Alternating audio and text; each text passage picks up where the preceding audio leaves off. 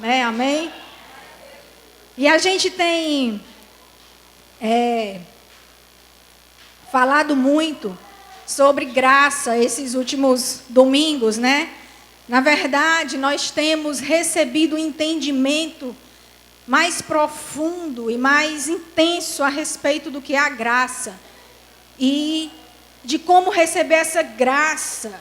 E o poder que essa graça tem. A graça que fez com que Jesus viesse, saísse da condição de Deus, habitasse entre nós, simplesmente por amor. Para que a gente pudesse ter a salvação. Isso tudo foi à base de muita graça. Porque não há mérito nenhum em mim ou em você, em ser humano algum, para que a gente pudesse receber tal amor, tão grande amor. E a gente tem recebido um entendimento mais profundo a respeito disso e do efeito que a graça tem em nós. E a gente tem transmitido isso para a igreja. E o que a gente tem pedido a Deus é que nos encha de graça, né? Para poder transmitir esse entendimento para vocês e que abra a mente de vocês para que vocês possam entender, se apropriar disso e ter novas experiências com Deus a respeito da graça. Amém, irmãos? Domingo passado eu não estive aqui na igreja porque eu estava pregando lá no Eusébio, no culto de 5 horas, e o pastor Dias pregou aqui, não foi assim? E aí hoje a gente trocou, né? Ele foi pregar lá no Eusébio, porque já fazia alguns meses que ele não aparecia lá, e ele tinha que ir lá, né? Envolvido muito aqui com a igreja do Papicu. E aí a gente trocou, né? Hoje ele foi pregar lá no Eusébio, e aí eu vim trazer a palavra hoje para vocês. Amém, irmãos? Mas a respeito da graça, a gente tem que entender que a gente que cuida de pessoas, a gente que já recebeu esse entendimento a respeito da vontade de Deus, para a vida da igreja e para a nossa vida, e a gente cuida de pessoas, e a gente discipula pessoas, e a gente tenta amar e servir as pessoas da melhor forma possível, mas a gente só vai conseguir cuidar verdadeiramente das pessoas quando a gente conseguir primeiro desfrutar da graça de Deus sobre a nossa vida. Amar e cuidar das pessoas é algo nobre. Na verdade, é algo anti-egoísta. Como eu falei inicialmente, isso aqui é um exemplo claro na vida da igreja de que a graça de Deus chegou até nós e de que Jesus está no meio de nós. Porque a gente hoje está nessa sociedade que não quer saber de cuidar e de olhar para ninguém, não.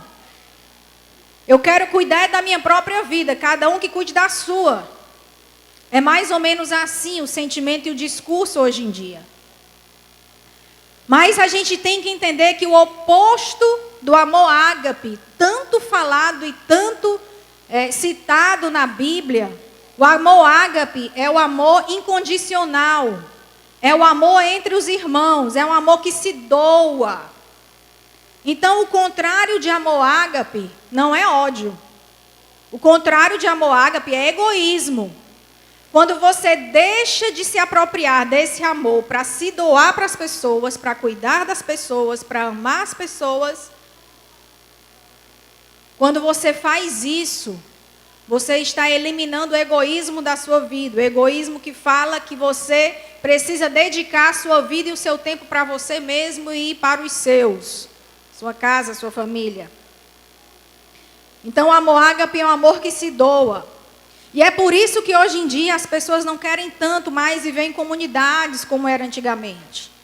Não tem mais esse interesse. Mas o cristianismo é radical.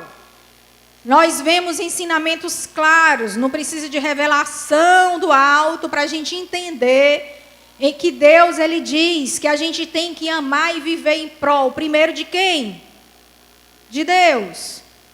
Em segundo, dos irmãos. E em terceiro lugar, em prol de nós mesmos. Esse é o cristianismo ensinado por Jesus, que está lá na palavra. muito claro. É o que Ele espera que nós façamos. É viver primeiro para Deus, segundo para os irmãos e terceiro para nós mesmos.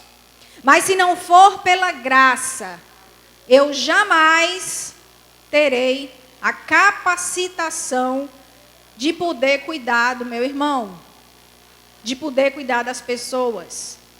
Se não for através de receber e se apropriar dessa graça, nós não teremos a capacitação de cuidar de ninguém.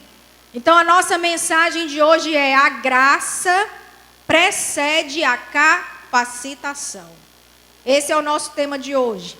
Repita comigo: a graça é que me capacita. Primeiro vem a graça, depois a capacitação. Amém? É por isso que nós temos que entender, receber esse entendimento do que é essa graça. Do que é isso? Nós temos aprendido sobre lei e sobre graça, né? Eu acredito que domingo passado o pastor Dias falou sobre a aliança antiga, que era a aliança na base da lei, que a lei ainda está aí, ela existe. Mas nós temos que entender que temos que sair debaixo da lei para entrar debaixo da nova aliança, que é a graça de Deus. Porque não há mais nenhuma condenação para os que estão em Cristo Jesus. Não é isso que a Bíblia fala? Então, se você já recebeu a Jesus, se você fez uma aliança com Jesus, se você já recebeu da graça dele, não há mais condenação sobre a sua vida. E quando você recebe a graça e entende sobre ela, isso te faz e te dá força para que você ande em santidade. Pastor Paulo falou aqui, quando pegou o microfone, que sem santidade ninguém verá a Deus. Então vamos entender. Se sem santidade ninguém verá a Deus, eu tenho que andar em santidade. Amém? Amém. Mas o que é que me faz andar em santidade? É o meu esforço próprio? Sim ou não? Vocês acham que se eu me esforçar bem muito para não pecar mais em nenhuma área da minha vida, é assim que eu vou ver a Deus? Não. E também, não por quê? Porque eu jamais vou dar conta de viver dessa forma. Eu não tenho condições, por mais que eu ore, leia a palavra, busque a Deus, me relacione com Deus, eu não vou dar conta de andar de forma perfeita. E de obedecer absolutamente a tudo o que está descrito na Bíblia para mim obedecer. Eu não vou dar conta disso. Então, o que é que vai me capacitar para viver em santidade? É receber da graça de Deus. É entender o tamanho e a dimensão do que é a graça de Deus. É entender o tamanho e a razão pela qual Jesus veio à terra, morreu naquela cruz e nos deu de graça a salvação, sem mérito algum. Não há nada do que eu ou você possamos fazer sobre a terra para nos dar o direito de estarmos na presença de Deus um só segundo da nossa existência. Nada, absolutamente nada do que a gente faça nos dá esse direito. É por isso que não há mérito. É por isso que é através da graça. E quando você entende profundamente o tamanho dessa graça, o tamanho do que Jesus fez, do que Deus fez, baseado no tamanho do amor que Ele tem por você, você se torna incapaz de pecar.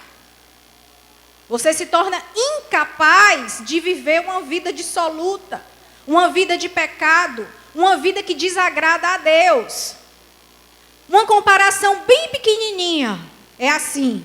Você conhece uma pessoa e aquela pessoa te abençoa hoje, te abençoa amanhã e te abençoa todos os dias, e aquela pessoa vive para te abençoar. Não sei se vocês já tiveram alguém na vida de vocês assim. Mas aquela pessoa que faz tudo para te agradar, para te abençoar, para estar contigo, para te fazer feliz. você seria capaz de magoar aquela pessoa? Não. Você também faria de tudo para não magoar aquela pessoa. Agora imagine se a gente conseguir entender e se apropriar do tamanho do amor e do que Deus fez por nós. Se a gente conseguir entender, se isso conseguir entrar no nosso espírito, porque é algo que tem que entrar mais do que no nosso entendimento ou no nosso coração, é algo que tem que entrar no nosso espírito, profundamente dentro de nós.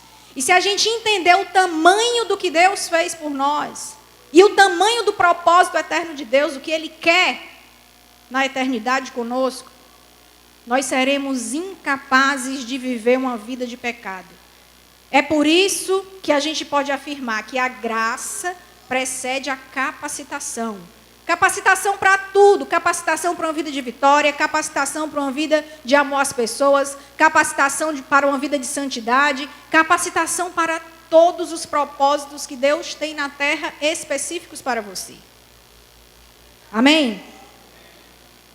Então é assim, já que a Bíblia nos fala que não há mais condenação, então não há mais condenação. É um fato. Nós não podemos deixar que ninguém nos acuse a respeito de qualquer coisa que nós façamos. E com isso eu não estou querendo dizer assim, agora está todo mundo livre para pecar, para errar e para fazer o que quiser. Não é isso, porque se você se usufruir da graça de Deus e achando porque é tudo na graça, então agora eu vou errar e fazer o que eu quero.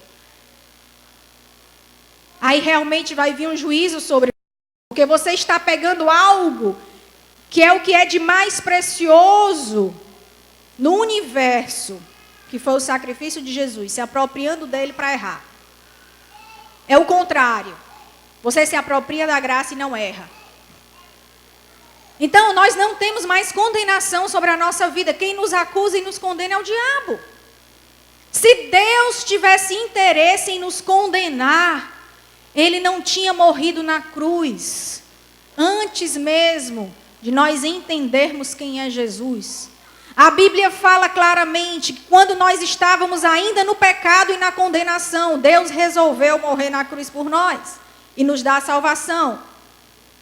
Então, quando Jesus resolveu nos dar a salvação, quando Deus resolveu instituir o plano de salvação sobre a terra, nós ainda estávamos no pecado, condenados. Deus, Ele não esperou que a gente começasse a andar certinho para poder morrer na cruz por nós. Ele simplesmente morreu na cruz por nós, quando nós ainda éramos pecadores, quando nós ainda estávamos nas trevas, para poder nos resgatar daquela situação, para uma situação de luz. Aleluia, glória a Deus. Isso é tremendo demais. Então Deus, Ele não quer me condenar, Ele não quer te condenar, de forma alguma. Então não precisamos aceitar nenhuma mentira do diabo. Mas você é um pé no mundo e outro na igreja, não volta mais não, fica por lá mesmo. Toda vida que você quiser voltar, meu irmão, toda vida que você se render aos pés de Jesus, Ele vai estar lá para te acolher, para te levantar, para te colocar no caminho da verdade. Não interessa quantas vezes você caiu, não interessa quantas vezes você errou. O relacionamento de Deus para conosco é na base do nosso coração. A Bíblia fala que Ele sonda os nossos corações. Então, se Ele sonda os nossos corações, Ele sabe exatamente qual é a minha intenção em cada momento da minha vida. E a base da graça de Deus chegar até nós é o nosso coração. Só precisa eu querer, só precisa eu receber. E ela vem sobre a nossa vida. Não é porque você não é um líder de célula, não é porque você está produzindo, não é porque você está discipulando pessoas ou não está, não é porque você tem inúmeras células, inúmeras pessoas debaixo da sua cobertura, não é nada disso. A graça de Deus, ela está sobre a nossa vida, independente da nossa produção, independente do que a gente faça. Qual é a relação de produção versus Deus? Qual é a relação? Produção não tem nada a ver com o amor de Deus por você. Independente de você produzir alguma coisa no reino ou não produzir nada, Deus vai sempre te amar. E a graça dele vai sempre estar sobre você. Agora, a produção, na verdade, tem uma relação com o teu amor por Deus.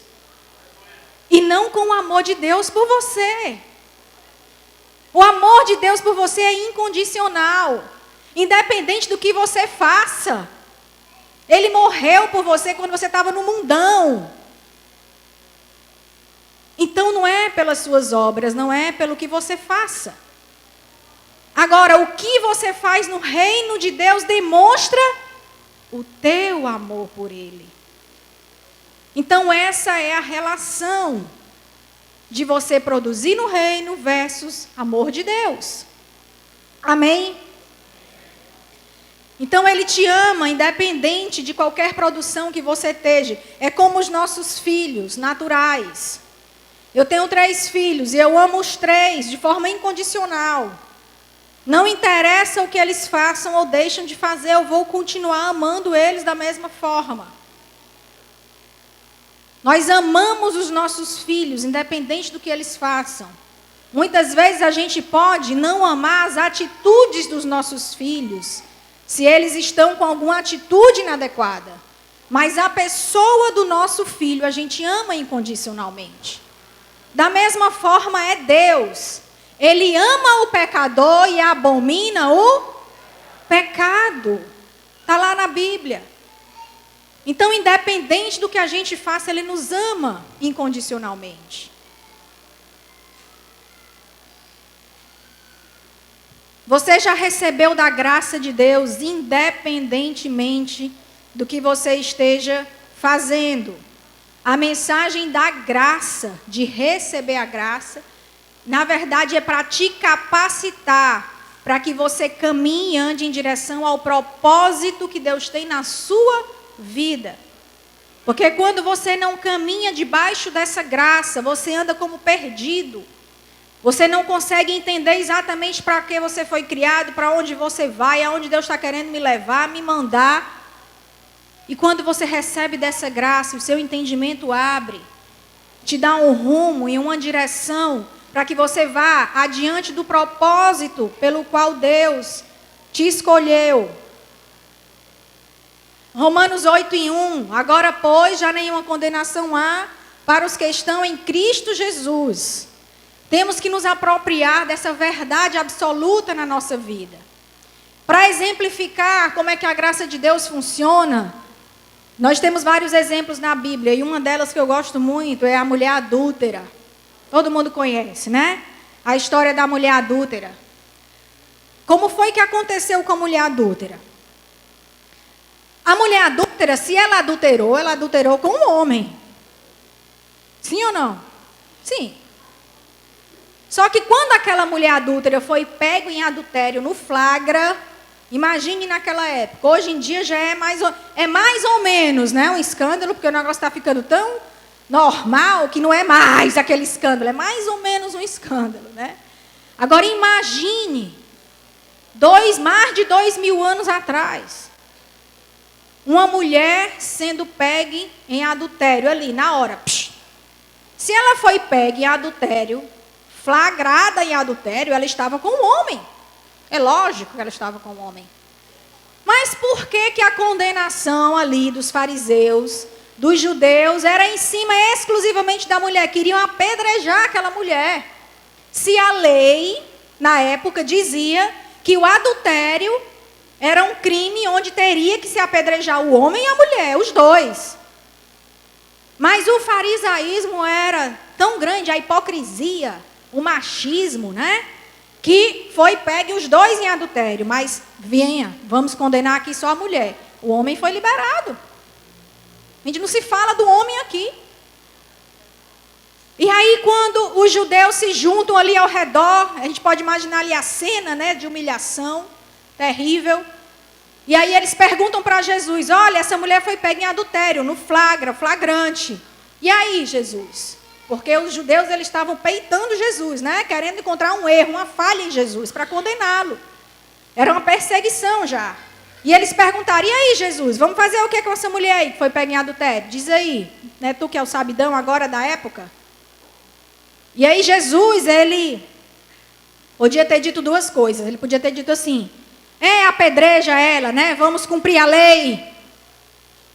Mas Jesus não poderia dizer isso, porque se ele dissesse isso, ele estaria indo contra a própria natureza dele. E ao propósito pelo qual ele veio fazer. Quando ele veio à terra, o propósito não era condenar e humilhar ninguém. Pelo contrário, era resgatar as pessoas. Era amar. Era derramar graça. Era derramar o perdão. Era restaurar as pessoas. Não era matar nem trucidar ninguém. Então ele jamais poderia ter dito isso. Vai, vamos apedrejar. A lei não diz que é para apedrejar, está lá na lei escrita. Vamos cumprir a lei. Não, ele não disse isso. E ele podia ter dito assim, não, olha, junta todo mundo aqui, eu vou perdoar essa mulher, eu sou Deus, eu vou perdoar. Se ele tivesse dito isso, também os judeus iriam crucificá-lo, não porque ele foi crucificado, né? Mas os judeus iam bater em cima dele em relação a isso, e não ia ter respaldo nenhum para o que ele ia dizer. Eu vou perdoar e pronto, ia ser aquela polêmica, e aquele julgamento e aquela confusão. Mas Jesus era tão sábio, que com pouquíssimas palavras, sempre foi assim. Ele dava uma bem direta nas pessoas, não era assim não? Ele só fez perguntar, quem não tem pecado, atire a primeira pedra.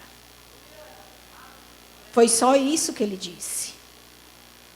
Ele podia ter condenado a mulher, ele podia ter dito, eu vou te perdoar. Ele tinha autoridade para isso. Mas ele queria confrontar também os fariseus. Ele queria confrontar aquelas pessoas que estavam querendo apedrejar e matar aquela mulher. Condenar e julgar aquela pobre coitada. Então, com uma única pergunta, ele conseguiu destituir todos os argumentos daqueles fariseus. Ele disse, quem não tem pecado, que atire a primeira pedra. E um a um foi saindo. De fininho. Um após um foi saindo. Até que aquela mulher ficou sozinha. Eu imagino que não tinha ali meia dúzia de gente. Imagina que hoje em dia, quando acontece alguma coisa, junta, aglomera de pessoas, né? Naquela época também, devia estar aquela aglomeração de pessoas querendo apedrejar aquela mulher. Mas foi saindo todos. Um após vez. Até que ficou só a mulher e Jesus. E quando ficou só a mulher e Jesus olhou para aquela mulher e disse, mulher, cadê os teus acusadores? E aquela mulher olhando para Jesus se rendeu aos pés dele. E ela disse, Senhor, foram todos embora. Ninguém, Senhor, ficou. E lá no original, em hebraico, ela se refere a Deus como Kyrios. Kyrios significa Senhor da minha vida. Ou seja, aquela mulher recebeu da graça de Deus, do favor de Deus, de Jesus, e se arrependeu logo em seguida. Jesus não disse assim, e ainda Jesus falou, vá e não peques mais. Então vejam qual foi a ordem dos acontecimentos. Ele agiu com graça e mandou a mulher ir e não pecar mais. Ou seja, a graça chega até nós e nos capacita a andar em novidade de vida e santidade. Jesus poderia ter dito assim, olha mulher, eu vou te dar mais uma chance, tu vai, se tu não pecar, eu serei o Senhor da tua vida. Foi assim que Jesus disse? Não, não foi. Ele primeiro salvou a vida daquela mulher, encheu aquela mulher de graça, e logo em seguida veio um arrependimento profundo na vida dela, a ponto de já se entregar a Jesus e já chamá-lo de Senhor da minha vida. Você acha que os métodos de Jesus mudou? É diferente hoje? Não, porque a Bíblia diz que Ele é o mesmo ontem, hoje e eternamente. Aleluia! Glória a Deus! Os métodos de Jesus continuam sendo os mesmos. Ele derrama graça sobre a nossa vida. E nós nos enchemos de uma força, de um desejo, de uma vontade de viver em santidade, de viver exclusivamente para esse Deus. É assim que Ele faz. Essa revelação do eu também não te condeno, é a revelação da graça.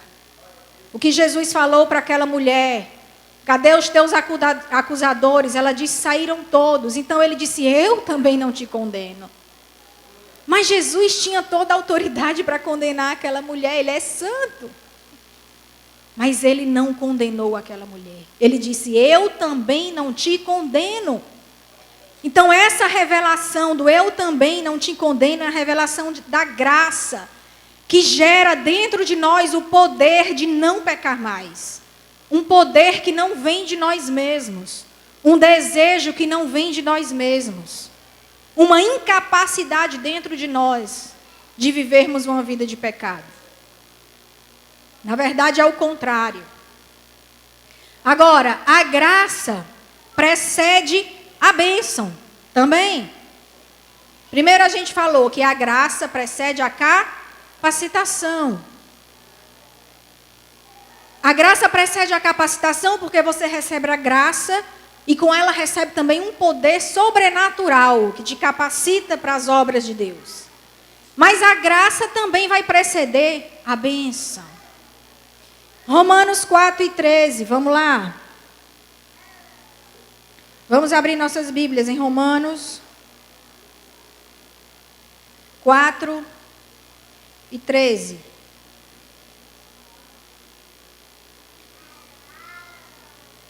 Não foi mediante a lei que Abraão e sua descendência receberam a promessa de que ele seria herdeiro do mundo, mas mediante a justiça que vem da fé. Vamos entender o que é isso. Daqui a gente extrai um princípio poderoso. Abraão recebeu uma promessa de que ele e seus descendentes herdariam a terra. E o que a Bíblia está dizendo aqui em Romanos é que essa promessa não se baseou no que Abraão fazia ou fez. Não se baseou na lei. Ele afirma que não foi mediante a lei que Abraão e sua descendência receberam a promessa. Mas foi mediante o quê? A fé. Foi mediante a fé em Jesus que Abraão recebeu a promessa. Foi mediante a fé. Você recebe a bênção pela fé, primeiro, e depois você sai obedecendo. Eita, pastora, embaralhou minha mente agora. Nosso problema, gente, e até nós, eu, pastor Dias, pastor Daniel, pastor, já vou falar por vocês, amém? Amém? Pastor Daniel, pastor Edinho e pastor Paulo e suas esposas, muitas vezes de forma sutil, nós temos pregado a lei ainda, sim ou não, pastor? De forma sutil, porque na verdade a lei ela ainda existe, ela está aí. E a lei, ela realmente se impregna dentro de nós, no sentido da gente achar de que a gente só vai receber algo de Deus, a bênção de Deus, se a gente fizer isso, aquilo ou aquilo outro.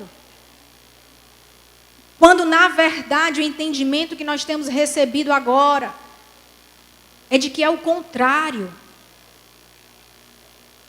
Porque você jamais vai dar conta de estar barganhando com Deus o tempo todo as suas bênçãos. Não dá. Para a gente o tempo todo estar tentando obedecer para poder receber. Se eu obedeço, eu recebo. Se eu não obedeço, eu não recebo. E fica nesse negócio o tempo todo. Não é relacionamento com Deus, não é assim. Jamais iremos merecer nada. É tudo na base da graça de Deus. Agora nós temos que ter fé. Nós temos que nos apropriar dessa graça. Todos já receberam essa graça, absolutamente todos, para viver uma vida de bênção, de vitória e de santidade. Mas você tem que se apropriar e entender o que é isso e como viver debaixo dessa graça. Eu gosto muito daquela ilustração da carteira. Eu acho que eu já falei bem umas 3 vezes aqui, mas vou falar de novo porque tem gente que pode não ter ouvido. O exemplo de você receber e se apropriar da graça é muito parecido se eu chegar para você aqui e dizer assim: olha, fulano de tal, socorro, dentro dessa Bíblia aqui tem um cheque de R$1 milhão. E esse cheque, socorro, é seu, está no seu nome, inclusive. E eu vou deixar esse cheque aqui dentro da Bíblia, aqui no púlpito, ok? E no final do culto você vem buscar e é seu. Mas se eu terminar o culto e a Socorro não vier buscar esse cheque, o dinheiro jamais vai cair na bolsa dela, sim ou não? Na conta dela. Jamais vai cair, ela não veio buscar. Mas o cheque está aqui no nome dela, é dela já. Então é a mesma coisa sobre a graça. E sobre o sacrifício de Jesus. E sobre todas as sortes de bênçãos espirituais nas regiões celestes. Não é assim que está descrito lá na Bíblia? É assim que está descrito. Que todas as sortes de bênçãos espirituais nas regiões celestes já foi entregue para nós. É nosso, de direito. E por que nós não estamos desfrutando dessas bênçãos? Porque não nos apropriamos primeiro da graça de Deus. Nós precisamos nos apropriar dessa graça para começar a viver essa vida de graça sobre graça. Graça sobre graça. Não é assim que a Bíblia fala? Graça sobre graça. Sabe o que é graça sobre graça? É uma graça sendo depositada em cima da outra, ó. Sem fim. Graça sobre graça. Graça sobre graça. Graça sobre graça. A cada segundo é derramado graça sobre graça. Para a sua vida, meu irmão. É isso que acontece no mundo espiritual. Então Deus, Ele já te deu a cura, já te deu uma família feliz, já te deu prosperidade. Agora você só vai começar a desfrutar dessa realidade, dessa nova realidade, quando você se apropriar dessa graça e se apropriar dessa nova natureza que você tem em Deus e começar a viver essa nova natureza. A velha aliança, ela fala sobre a lei, era baseada na lei. Antes de Jesus vir na terra e morrer, o relacionamento com Deus era a base da lei. Moisés recebeu as tábuas da lei, não foi assim? Que estava lá os 10 mandamentos, que todo mundo tinha que cumprir. E tinha que ter um relacionamento com Deus baseado na lei. Mas a lei não funcionou, porque os homens não deram conta de se estabelecerem debaixo daquela obediência da lei, do cumprimento 100% da lei. Quando a lei dizia assim, ó, não adulterarás. Jesus, confrontando a lei, disse assim: vocês dizem que na lei não é para adulterar, mas se vocês olharem para uma mulher com olhos impuros, você já adulterou. A lei está dizendo que você não deve matar. Mas se você falar uma palavra errada com o irmão, você já matou seu irmão. E aí, quem é que dá conta de seguir essa lei? Ninguém deu conta de cumprir 100% essa lei. É por isso que na nova aliança, a partir do momento que Jesus morre na cruz, entra uma nova era na nossa vida, que é a era da graça sobre graça. Depois que Jesus ressuscitou, o que aparece na Bíblia é assim: perdoai aos outros como eu vos perdoei. Ou seja, ele está dizendo, eu perdoo você e você perdoa o seu irmão. Eu perdoo você na base da graça, porque eu sou santo, santo até demais. E você não dá conta de chegar nem perto da minha santidade, mas é graça. Então eu te perdoo. E porque eu te perdoei, e você entendeu o tamanho desse perdão, você está capacitado a perdoar o seu irmão. Então é assim a nova aliança e a aliança da graça. 2 Coríntios 8:9.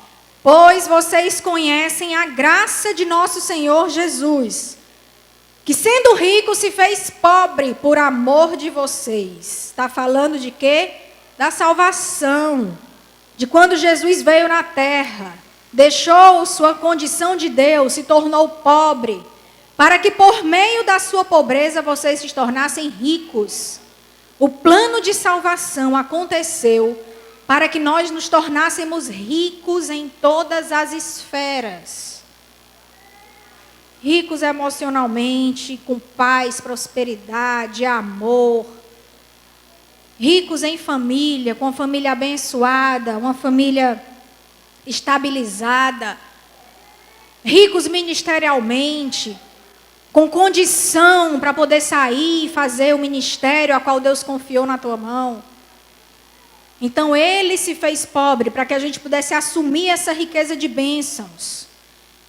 E a gente começa a assumir uma nova natureza em Deus. Nós temos outro exemplo disso, o exemplo de Pedro. Simão, né, que antes era Simão, depois mudou para Pedro o nome. Ele estava lá no barco, tentando pescar, já tinha tentado várias vezes a noite toda e não tinha pego um peixe. Jesus chega, nesse momento, começa a pregar para aquela multidão toda. Só que no meio da pregação é como se fosse assim, eu estou pregando aqui para essa multidão, não é? Amém? Aí de repente eu chamo aqui uma pessoa, vem cá fulano, eu quero te abençoar. Foi o que Jesus fez, Jesus estava pregando para uma multidão ali, e aí ele olhou para Simão, que seria Pedro, depois disse assim, Simão, vem cá Simão, que eu quero te abençoar. Joga as tuas redes, porque tu vai ter uma pesca inigualável. Aí Simão, Pedro, olha para Jesus e diz assim, como assim, Senhor? Eu passei a noite toda pescando e não consegui pegar um peixe sequer. Talvez Simão, Pedro, estado assim, ó, Jesus, tu entende de palavra, de pregar, mas eu entendo de peixe, peraí, né? Eu sou pescador. Mas mesmo assim, Pedro questionando Jesus, Jesus, eu passei a noite, tu ainda quer que eu vá de novo? Não tem peixe aí. Aí Jesus disse, vai e joga as tuas redes. Talvez Simão tenha dito assim, eu vou, tenho que obedecer, eu vou, mas que não vai dar em nada não. E aí Simão foi e jogou as redes. E foi uma pescaria tão grande, que foi chamado outros barcos, porque o barco dele não dava conta de acumular tanto peixe. Ali foi uma bênção financeira assim de tamanho inigualável naquela época.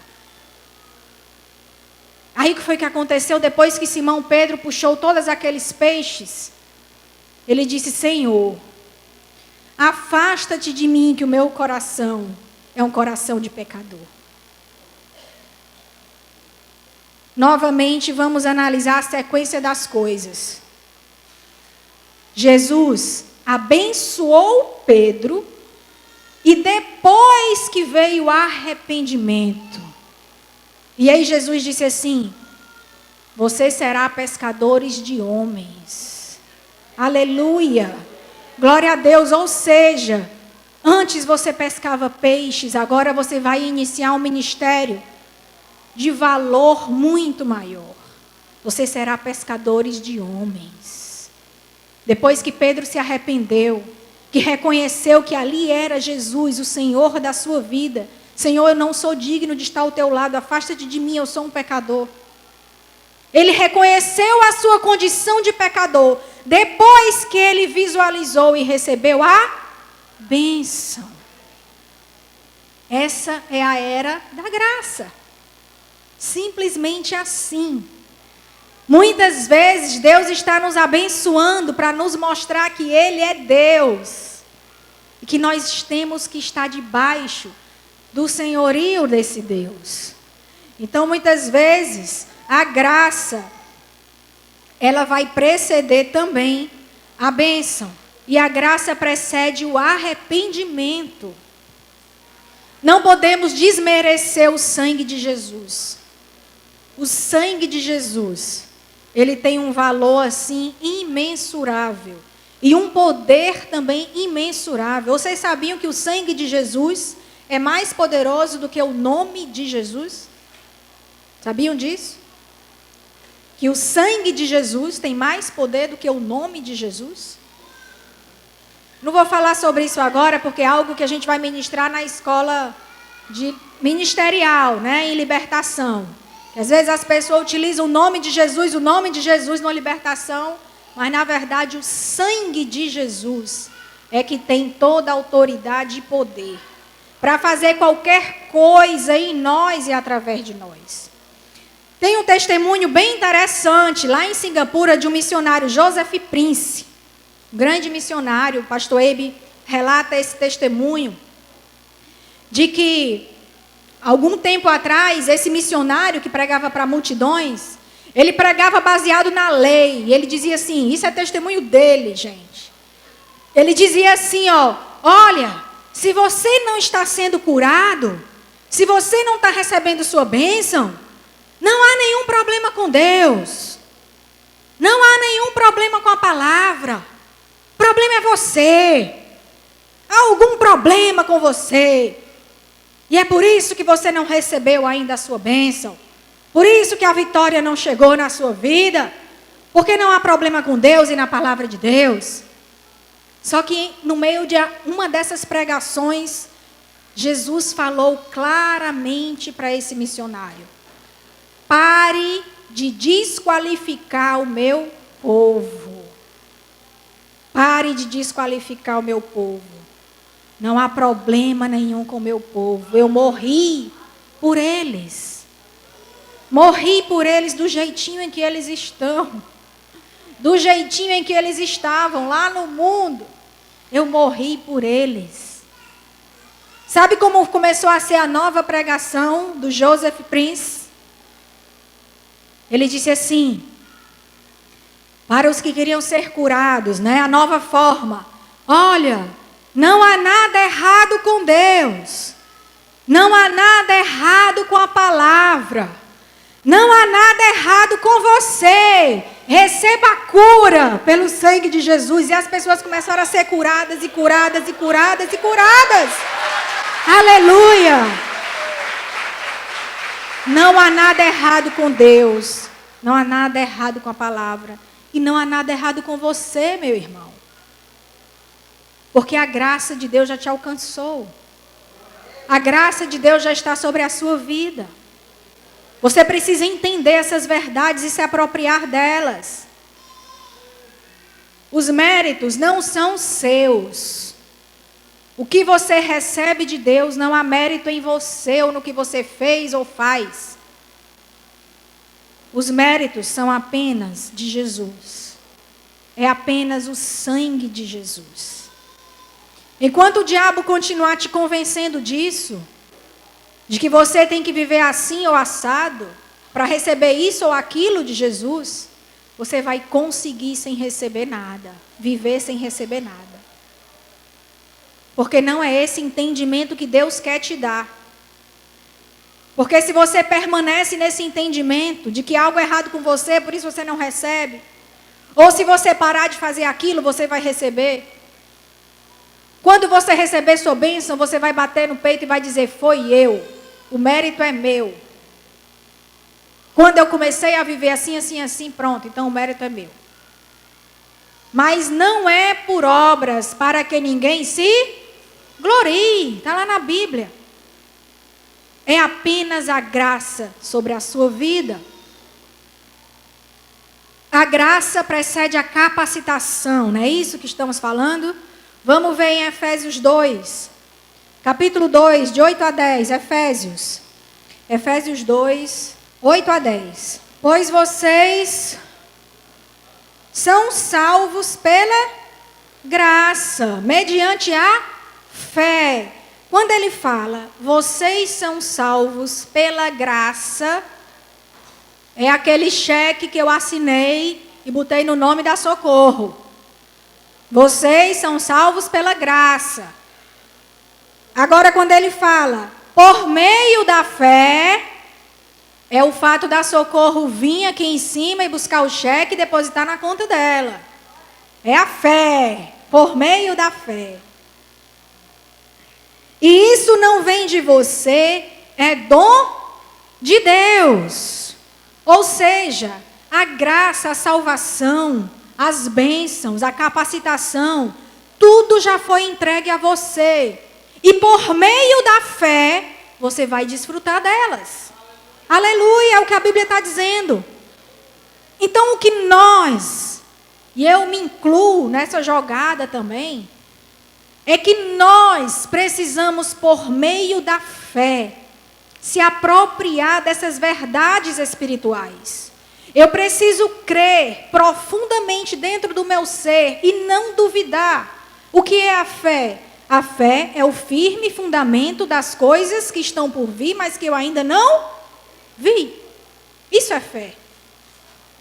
Então, quando, através da fé, eu me aproprio dessa graça e de tudo que Deus conquistou na cruz por mim, eu começo a desfrutar dessas bênçãos. Aleluia. Olha só o que diz no versículo 9. Não por obras, para que ninguém se glorie. Não por obras. Então não é o que você vai fazer ou deixar de fazer. Não é o seu passado, o que você fez. Não é nada disso. Porque se fosse baseado nisso, ao final de uma bênção você estava se gloriando. Não é por obras, para que ninguém se glorie.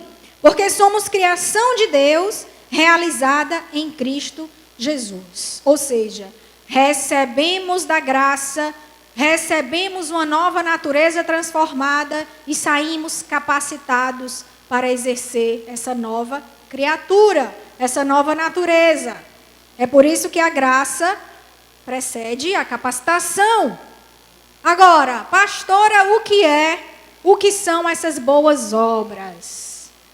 Para entender sobre as boas obras, nós precisamos entender sobre o propósito eterno de Deus. E aí eu vou correr um pouquinho aqui para dar tempo. Prestem atenção, existem os propósitos específicos na vida de cada um, e existe o propósito eterno de Deus. O propósito de Deus para a minha vida angélica é diferente do propósito de Deus na vida da Cris. Existe um propósito pelo qual a Cris foi criada e existe um propósito aqui na terra para o qual eu fui criada. Pastor Daniel tem o dele, pastor Paulo tem o dele, pastora Donete, e assim vai. E cada um de nós temos propósitos específicos. Propósitos ministeriais, propósitos familiares e propósitos pessoais. Só que existe o propósito maior que está acima de todos os outros propósitos, que é o propósito eterno de Deus. Ele é o maior, está acima de tudo. E os nossos propósitos pessoais, eles precisam sempre estarem alinhados ao propósito eterno de Deus. O meu propósito pessoal, ministerial e familiar precisa correr em direção ao propósito eterno de Deus. Dá para entender isso? Sim. Ok. Então, o propósito eterno de Deus é o propósito mais importante do universo. Não há nada mais importante, não há propósito mais importante do que ele. Ele está acima de todos os outros. E qual é o propósito eterno de Deus, pastor? É evangelizar, né, pastora? Ganhar multidões para Cristo, fazer missões. Não.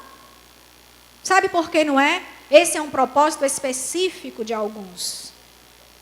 Porque quando nós estivermos no céu, e esse tempo passar, não vai precisar mais ter evangelismo ou missões, vai? Lá no céu vai precisar ter evangelismo, gente? Não, então não é um propósito eterno. Não vai durar para sempre. Estudar a Bíblia, pastor, estudar a Bíblia, meditar muito na palavra é o propósito eterno de Deus. Não. Estudar muito a Bíblia, meditar na palavra, ela vai te levar aos propósitos de Deus. Mas quando você estiver no céu, a própria Bíblia materializada vai estar à sua frente, Jesus. Aleluia!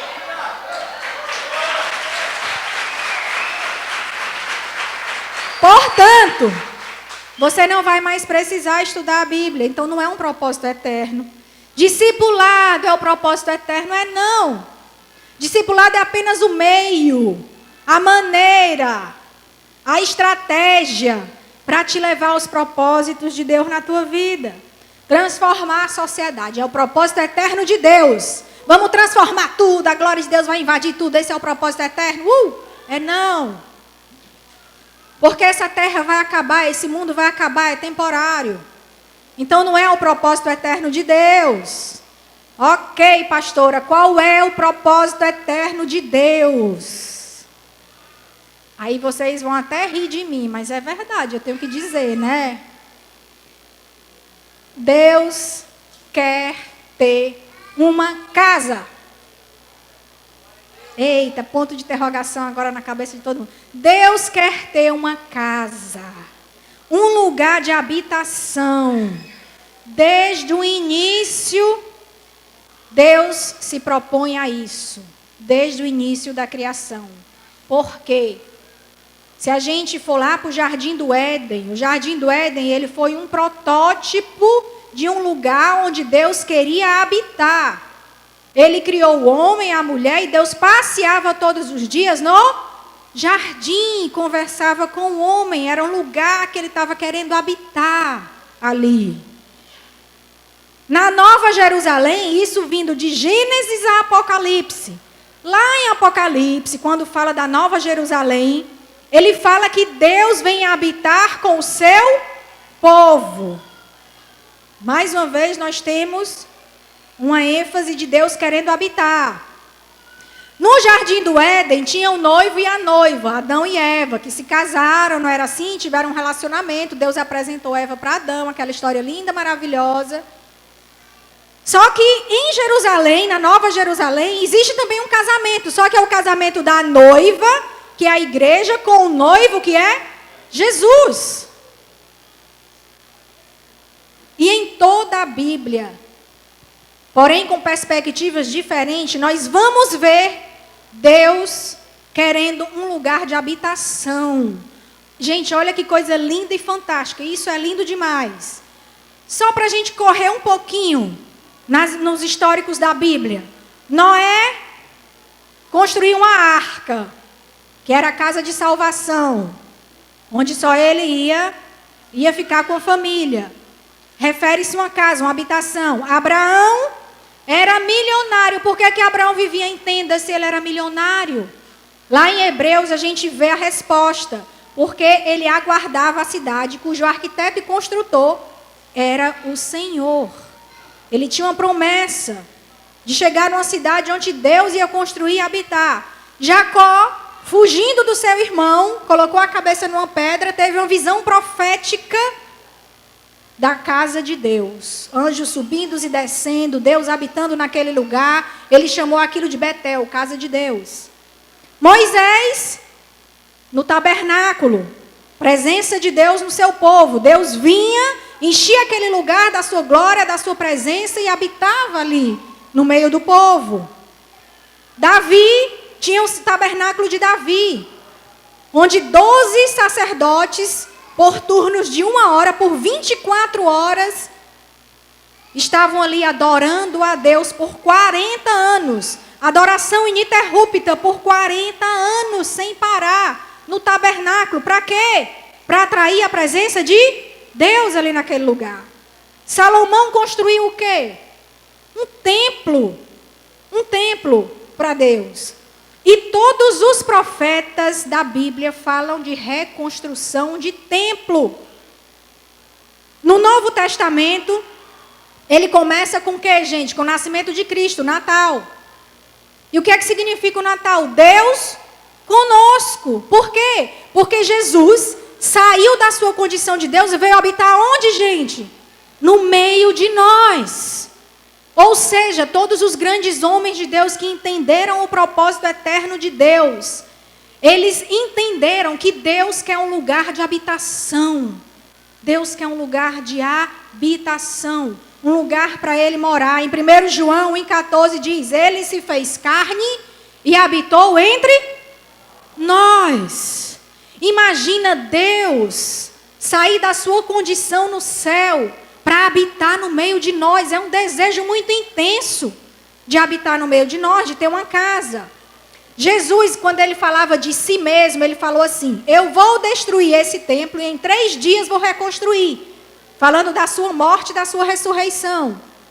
E ele estava se referindo o quê? A uma nova aliança, onde eu e você a partir dessa nova aliança, seríamos o que, gente? Habitação de Deus. Onde seríamos a habitação de Deus? Pedro fala, somos pedras vivas para que Deus possa habitar. E o Novo Testamento todo é se referindo a alguma construção para que Deus possa habitar. Agora, por que é que Deus, olha a revelação, que não é minha, tá bom? Ah, de mim, se eu tivesse tremendas revelações. Recebi e estou passando. Olha a revelação do pastor Edilio sobre propósito eterno de Deus. Por que Deus quer um lugar para habitar? Ele é um sem-teto, será? Não, Deus é um sem-teto. Por isso que ele precisa de um lugar para habitar.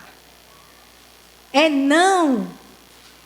Antes da criação do mundo, antes dele criar o homem, antes de criar Adão e Eva, ele já vivia uma habitação, Pai, Filho e Espírito Santo, Deus triuno. Eles viviam ali numa célula. Posso chamar assim? Célula. Eles viviam entre si, os três, Pai, Filho e Espírito Santo, em comunhão íntima e profunda entre eles. E eles começaram a perceber que eles viviam ali eternamente, antes da criação dos anjos, antes da criação do mundo, antes da criação do ser humano. Eles viviam os três entre eles, em comunhão muito profunda, vivendo os três. E eles viram que aquilo ali era tão profundo, tão gostoso, tão bom aquela comunhão, que ele resolveu fazer o quê? Multiplicar a célula. Estou fazendo só uma alegoria, hein, gente? Mas eles resolveram multiplicar aquela sensação, aquele prazer de viver em unidade. 3 pessoas. A pessoa de Deus Pai, Deus Filho, Deus Espírito Santo, vivendo em unidade perfeita e constante. Eles resolveram multiplicar aquele sentimento prazeroso. Aí foi quando ele resolveu criar o homem. E aí ele criou todo o universo, simplesmente numa palavra. E tudo foi criado.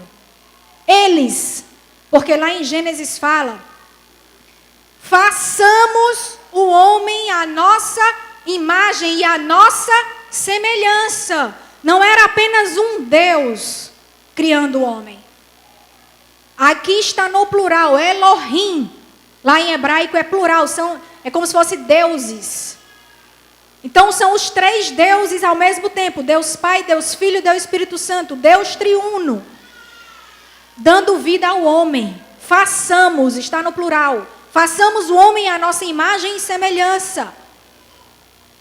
E ele fez o homem à sua imagem e semelhança. E todos os dias ele estava ali passeando com o homem.